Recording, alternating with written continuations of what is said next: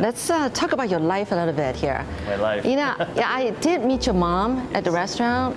She really got me wondering, what was it like in your upbringing? With the kind of parents that you have. You think that they will be very traditional Taiwanese parents, but they're not. Not to me. You want to say, what was it like bringing up you and your younger brother? Yeah, my family is actually quite unique in a way that my parents are actually very traditional. Yeah. My father coming from Yunlin, Taiwan, and my grandfather coming from Fujian. And we're all very close to them, so that's the Chinese upbringing is, the teaching is always there. But what separates them is that, they keep that tradition very, very clear. My brother and I, obviously from younger days, and we know who we are, where we're from. But I think they're more open-minded in the sense that they listen a lot more than they tell. Are more acceptable to changes than as opposed to just do this and that. Okay, I mean, obviously they had their expectations growing up. You got to finish school, don't do drugs, don't drink too much, and so on and so forth. There are certain rules that they abide to, but when it comes to the things we want to achieve, they're very open-minded about it. You can see my younger brother, who's very much not the norm, right? Right. And to me, being the traditional firstborn, kind of destined to be a doctor, but didn't become one. Right. So these are the things that I think that separates them. Is that when you say they're traditional, I think they're very traditional in the sense where who we are as Taiwanese-born Chinese, right? The set of tradition that we have. But when it comes to our career and way of life, I think they've been very supportive. I think that's very important, that your parents are willing to listen. They're not so adamant about, wanting you guys to turn out the way they want you to be. That's what I've noticed the time when I met your mom. And I think that's very unusual because traditional Taiwanese families are not like that. But your parents are very open-minded. And I am more of a traditional firstborn. I don't have a special talent like my brother, so I kind of and my mother raised me just like by the book, right? And how the first one by the book, the second one like a pig, right? So that's a traditional Taiwanese saying. It was very much like my family. I was brought up by the book, and even though I don't have many special talents, but I was not bad at school, and just like typical boys, I enjoy sports and I have many friends. So I was doing what I was supposed to do. But my younger brother is very different. Obviously, he was the creative one, the troublemakers. He was, schoolwork was secondary to him, but art in particular, he really excelled. But back in the days, we were born in 1980 and 1982. Respectively. At that time, I think the schooling and teaching is still very traditional. Mm-hmm. I think grades matters, and I think art was not as celebrated. So my parents had to make a decision to continue, or do we find a better place for us? But it's really not for me. It's really for my younger brother. So growing up, obviously, you feel like, why am I making the change for the family? I was fine being in Taiwan. Why do I have to learn English and all that? Or to travel abroad, living by myself? But it was really, the initial reason was really because of my younger brother, to give him a better opportunity as opposed to being buried here in Taiwan. How did you feel about that your mom, your parents kind of made you do things that you didn't really want to do, but it was all for the sake of your younger brother? To be honest, it was difficult, right? I mean, why do you have to make the changes? So at that time, like you said, do I feel that unfairness? So why is the attention always on the younger brother? Sure, I had it. I cannot lie about it. I mean, I did feel somewhat unfair at times. But my parents did sit down with me and analyze it for me at that time. And he sent me to summer school to the States several times during the summer period, along with my younger brother. Really opened up my perspective on what I can gain if I get the opportunity to travel and if I had a chance to study abroad. So it wasn't a forced you kind of thing, even though I didn't really have much choice if they had to make it, but I think they tried their hardest to let me understand why.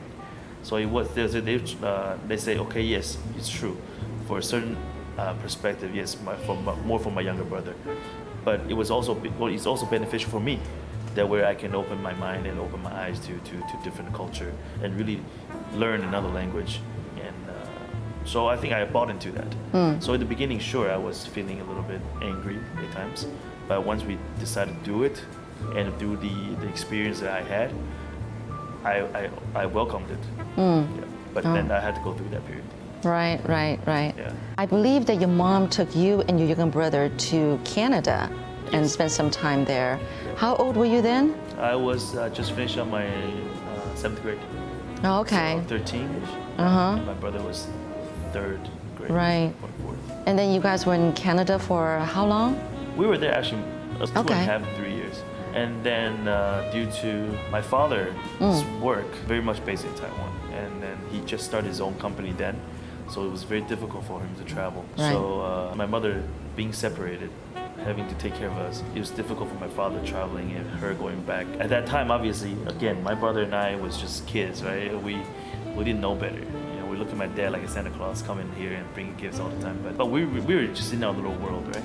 Yeah. But then looking back and through conversation at a later, older age, now that I'm a parent too, goodness, it was so tough for my parents. So my mom asked us if it was okay for her to go back and take care of my dad. Yeah. And then us being independent, going Okay. to school, living boarding school by ourselves. My brother and I decided that was the right thing to do, so we moved to the States, to boarding schools in the northeast region. Without your mom this Without time? my mother this time. So we actually were there for a short period of time for the middle school purpose. And then in high school, we decided to go to the States. Then my mom moved back to Taiwan. Okay. My dad. That was ultimately the reason why. And then in schooling at that time, more options were offered in the States than in Canada. Oh, okay. So we decided to go there. You studied at Johns Hopkins with That's college, yeah. economics and international relations. That's what double I graduated. major. That's what I graduated. Right. Yeah. What do you have in mind about what you were going to do in the future with that double major? Oh no, actually, before that, to answer that question, I have to explain another. That's not what I began as. Okay. I went to Hopkins, early decision, very lucky. Medicine? It was for biology. Oh, okay. Biology going to medicine. Yeah. But the med school in the States obviously is post undergrad. So, for lack of a better love, I guess, my love has always been in biology related. Science-based, but more biology. Not chemistry, not physics. I was very good at biology, and I really enjoyed it. And I don't really have a clear mind or idea on what I want to do in the future. So everybody say, hey, biology, doctor is kind of a natural path. Right. So Hopkins still is very strong in medicine, and their biology program is one of the best in the country at that time, which I think there still is. And then I realized the passion is not really there. Oh. To being a doctor, that is. Was there a particular something that made you realize that the passion was really medicine? Well, first, so I always tell people, not knowing what you want to do is very difficult, but at the same time, knowing what you don't want to do is just as critical. So I think at that time, I didn't know what I want to do, but I know what I don't want to do is lab-based work. And at the same time, being a doctor is not really about the studying or the knowledge. It's about facing patients. Yeah. That is the part that really scared me. Oh. And because it's a really grim place, if you ask me, hospital. And people come to you because they really need your professional advice. But once they're cured, obviously you're gone, right? All the situation that you face on a daily basis, not only you have to really enjoy it and solving these issues, and you're talking about life and death, depending on what you do, on the severity of it. I don't think I was ready for that. Ah, I don't think okay. I was ready for that. Right. I was very scared talking to my parents for that first year, because throughout the study phase of my life, I was the one that's doing better than my younger brother. Right. My younger brother has always been the one that's break the rules all the time, right? But I just kind of followed through and not, trying to make my parents proud at the same time, not let anybody down. But that first year in college, not only I was being educationally challenged, I was being mentally challenged, and You were not happy. I was not happy. But it was very hard for me to open that first conversation with my parents because I didn't want to let them down. It's until one day I decided that it has to stop. We have to find a way to deal with this. So I spoke to my dad. My mom honestly was very shocked at first, but I decided to speak to my dad first. My dad was like, okay, sure, why not? Just change. I was like, what? That's it? That's it? You don't have anything more to say? He's like, you don't like it, right? I said, I'm not sure if I like it or not. He's like, then what? Then why don't you do something else? Mm-hmm. So all that pent up negative energy that I had, my dad kind of was just like, okay, so what? My mom did had a bigger reaction. Oh, I'm sure. Was it because your dad had in mind that he wanted you to take over his business? That is very funny, actually. No, he did not. Oh. Because he insists he did not. Which I think at that moment in time, he really didn't.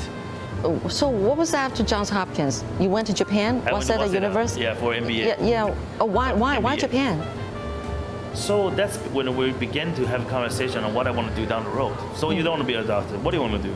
So that's when my father kind of chimed in and said, you know what? You like biology, right? You know, what I do is something related to biology, except we work with animals, commercial animals, pigs, chicken, fish. Why don't you come with me? And then during the summer times, and then just check out what I'm doing. Yeah. Maybe you'll be interested. So I'm not sure if it was planned or not planned, but it kind of happened. Okay. So I started traveling with him. I started as a translator, follow my dad around, understand his business, and at the same time, worked as a part-time translator, right? Oh, so I began to understand what he does. Translating for some. Oh, because our product comes from abroad, from Europe and from the U.S. Vitamins, minerals, enzymes. All these animal use feed additives that we distribute and use come from Europe and America, and some from Japan. Got it. So I began traveling with him to visit the suppliers and to learn best practice and bring to Taiwan from the farming sector. That's where I began to understand what he was doing. I see. And then we decided that after graduation, he said, okay, I run a small SME, very typical in Taiwan, self-founded, 白手起家. And if I'm interested, and now that you don't object to it, why don't you come to the business? Okay. But before you join, I think you should learn a little bit more on business management, because you coming in, obviously down the road, you have a chance of being a manager or successor. Right. So it's important for you to have that.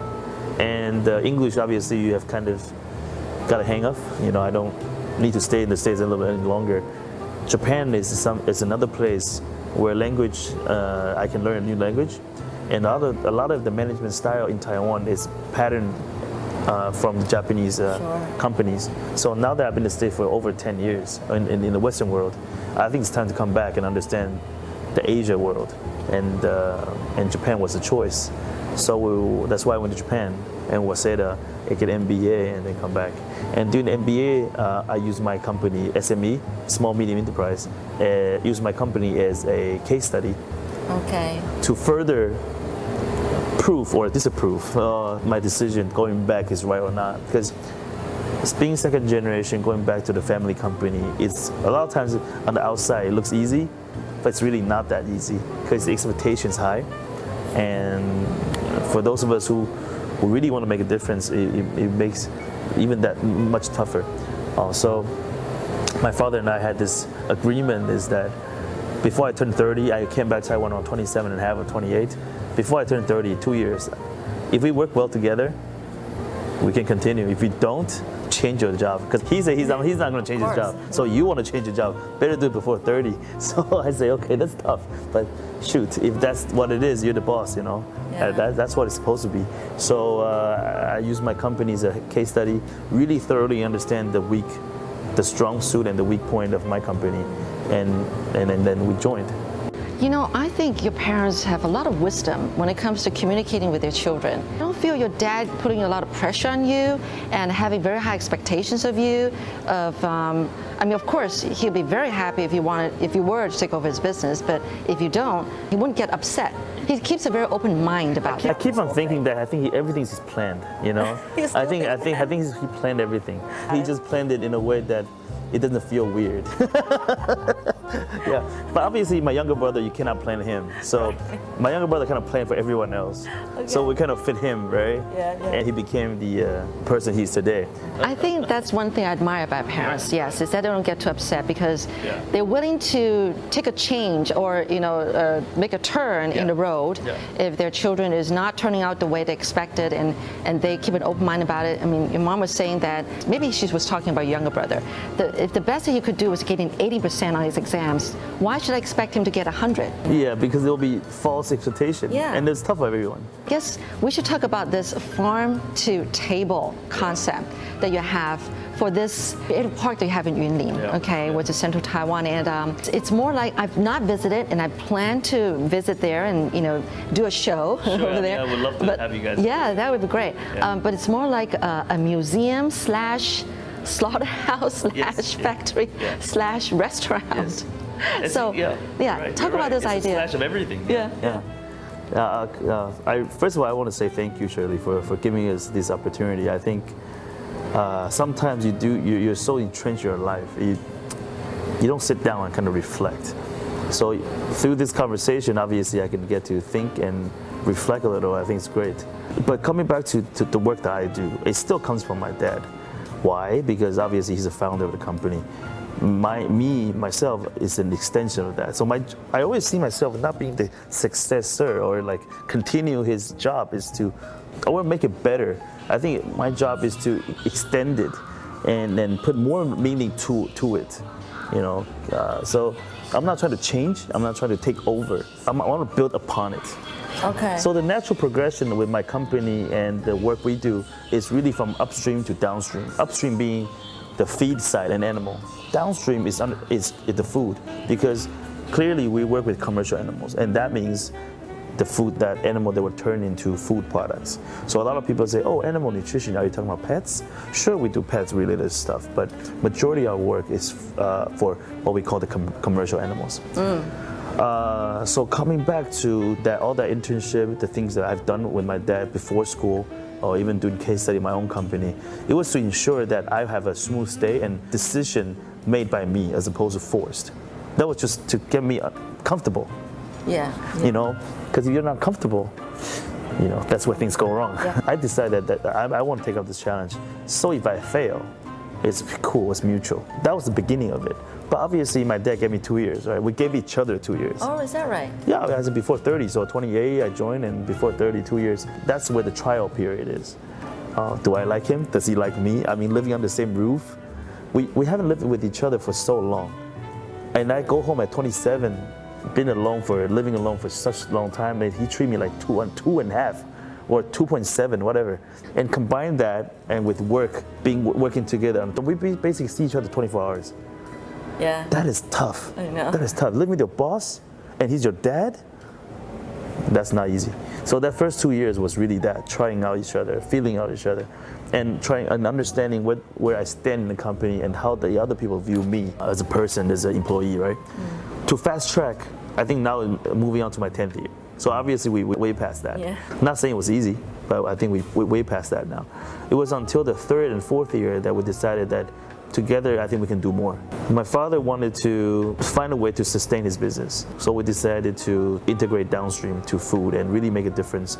And by doing this integration, highlight the Taiwanese local producers for people to like it, for the locals, for the foreigner to enjoy it, and then bring that value back to the farming so you can continue to sustain that. Because if you don't appreciate or use local producers, there's no farming, no agriculture, then there's no need for us. So to solve this issue, we have to highlight and differentiate our product from the abroad, from the imports, offering something that's authentic. So for the locals, having safe eating. For the foreigners, something original. Why would you want to come all the way from Europe and eat something that comes from Europe? Obviously, you go to a places to enjoy, you want to eat the local producers. But then they will ask you, what do you want to eat and why is it better? That's our job to do that. That's where it lead to us today, sitting here. It was my dad's passion for his industry. I would say my responsibility and also now my passion as well to help him accomplish that.